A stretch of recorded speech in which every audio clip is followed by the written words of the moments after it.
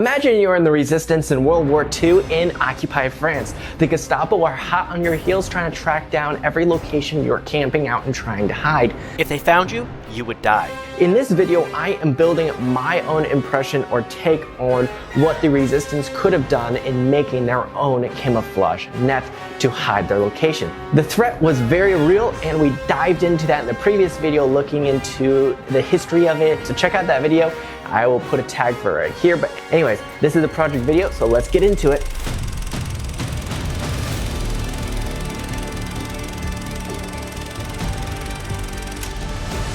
So how would I go about trying to make a camouflage net for the resistance? Some light canvas. This is actually 6-ounce canvas. It will fray probably nicely. The second thing I needed was a net. I'm gonna use my bayonet to open up this plastic. Okay, the size on this is a little underwhelming, but at least I have 2 of these nets. It sort of is a square pattern, which is absolutely perfect in my book for this application. Okay, there we go. So it's about a 2-inch gap. And if I tear it to the right size, I can weave it in between that like they did back in World War II. I'm gonna work on tearing these into strips and then also dyeing some of these strips various colors of brown. Now, how I'm gonna do this. I looked at what options were used for dye during this time period. They used a lot of natural pigments for the sake of this project. I'm gonna use some actually old coffee grounds in the idea of repurposing and improvising my dye solution. Oddly enough though, historically, they did have a shortage of coffee where they improvised and used other things to simulate their coffee. So I'm kind of reversing it a little bit for the dye purpose. But that's a whole discussion. I need to get on to ripping this perfectly good canvas into probably about 2-inch strips. Now the question is, which way will this rip easier? It does fray like I was hoping right along the edge. It'll be a little messy.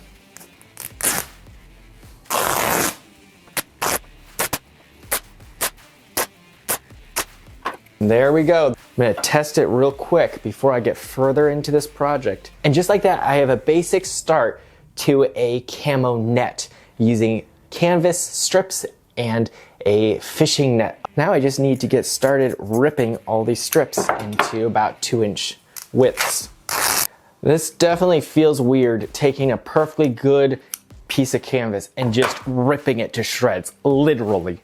Anyways, I'll get back with you guys after I get this all ripped up. Finished tearing all of these into strips. They're approximately 2 to 2.5 inches wide and 15 feet long. Now I just to try to dye these at different intervals so they have different depths of brown to them. I'm going to wash these real quick in here to wash out the sizing that might be in this fabric to keep it from getting the natural dye that I'll be creating with the coffee tannins. The reason I'm washing these by hand is that the machine probably would fully unravel these just with how rough that would be compared to me just hand washing it.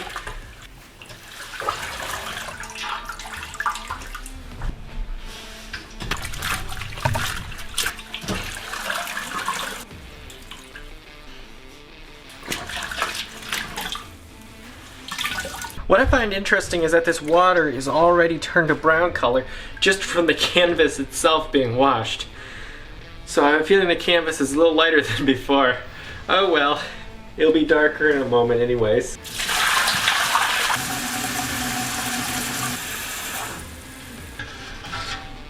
This is as close as we're gonna get to a cooking show on this channel. We're gonna make the biggest, yuckiest pot of coffee ever. We'll be using old coffee grounds that I have frozen. Now that the water is heating up, it's still not up to a boil, but I'm gonna throw my used coffee grounds in so that they have a chance to warm up as well because, well, a lot of them are frozen in their filters because I just threw them all in here. And I also grabbed my coffee grounds from this morning, the caffeine that I'm currently running on.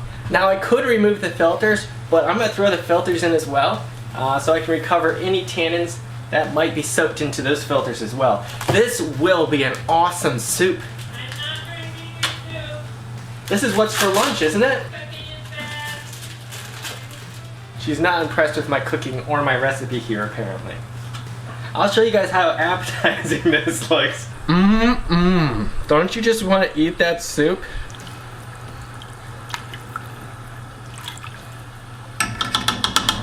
Now this smells like burnt coffee. and it's a rolling boil, so I will turn it off or lower the heat and let it simmer for about 15-ish minutes before I add the canvas.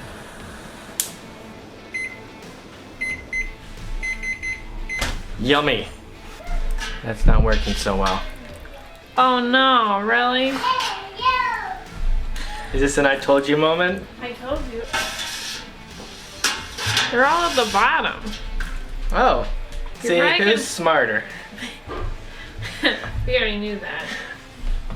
Well, that's how you make cowboy coffee, because it all ends up in the bottom if you boil it, right? So maybe I should just drain off the top of this water.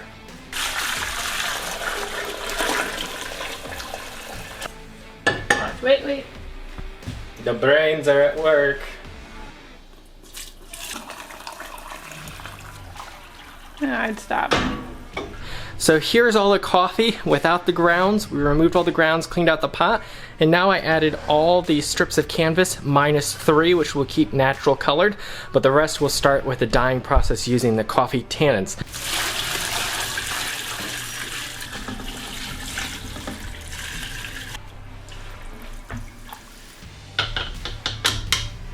After a few hours, this did not get super dark, but I'm going to take a few pieces out and I'm going to put it in the vinegar water solution, which I'll mix into here to help set the stain and hopefully keep it the slightly darker brown color. And then the rest of it I'll set overnight. So what I need is 1 part vinegar to 4 parts water.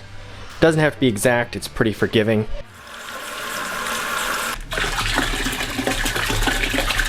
It doesn't have to be super exact, it should be pretty forgiving and still get the task done. Now these have been sitting in the vinegar water mixture for about 15 minutes or a little bit longer, so I'm now going to pull these out and put them in the sink to let them dry, or at least mostly dry before hanging them up. Okay, my project's not going how I wanted it to go. So this is the non-dyed. This did not come in contact with coffee. This was after 4-ish hours, which is way longer than our red was supposed to be. I even set this dye, by the way, with white vinegar, so it should have stayed. It just didn't get that dark. This was practically overnight, and this was over 24 hours. Not a huge difference there. So I went back to the drawing board and decided to try to use a modern dye solution. I got green and a dark brown. So what I'll probably do is keep the darkest coffee stain possible, which is the over 24 hour, and I'll use that because over time it'll probably fade and become light like this, and I'll dye the rest of these, divide them up between brown and green. That will give me more of a camouflage look because I'm trying to sell that look without necessarily using long grasses, leaves, and sticks like they would have historically, because well, I'll be at reenactments, and most of these places are at public parks and locations like that, and they don't look favorably to you cutting up their shrubbery, their bushes, and their trees. Usually they want you to leave those things alone. I wanted this much darker after 24 hours, and apparently coffee can't get canvas that dark. At least, however I did it. There might have been a better approach. Let me know in the comments, those of you who are experts at dyeing canvas or fabric, and let me know if I did something wrong, if there's something that would have worked better, but I'll be falling back to these modern solutions. Okay, here's Team Brown and here's Team Green. I'm gonna dye Team Brown first because I got more I want to do anyways with that. And then here is the team that won't get dyed with the RIT dye, and will be the natural coffee tannin dye, which is a lot lighter than probably what I'll get here. But it'll be interesting, we'll be able to compare these dyes. Just dying to see the results of this. This is gonna be the first up to dye. A few gallons of water ready to heat up. Hey, we finally reached temperature. I can use this actually now. Now that it's 140, let's add the soap and the salt and my sacrificial stirring stick that I pulled from my scrap wood in my workshop. Now to add the dye. Look how dark brown that is. Full up to there, and I'm supposed to put half, so that's to there. Here goes nothing. You know, if I had a scale, that would have worked so much better. I have a scale. Now you tell me. Well, if this doesn't work right, we can blame the manufacturer, not me, because I did this so precisely. At least we have that settled now. We can move on with the project. Biggest pile of spaghetti and 2 dress shirts. I feel like I'm gonna make a mess.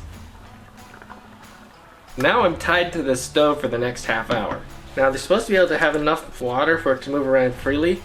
They didn't define exactly what that meant. I think this is pretty close to that. Well, I'm gonna stir this for the next foreseeable future and we'll get back together. Oh look, it's turning out pretty brown already. Now that the fabric has taken the dye, I actually have to rinse it out. So I took it outside because I didn't want to color everything in the house a deep, rich brown color. Now to repeat the exact same process, but for the green dye this time.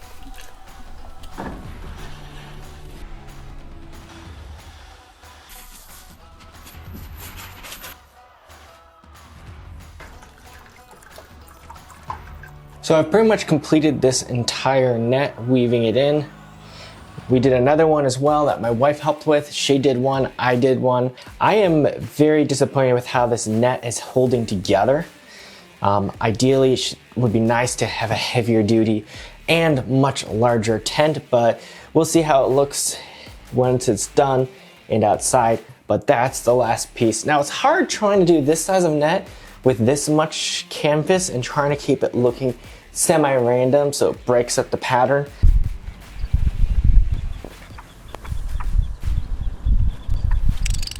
This wasn't creating as much of coverage as I hoped. I think the problem is the tent's too big, not that the net's too small.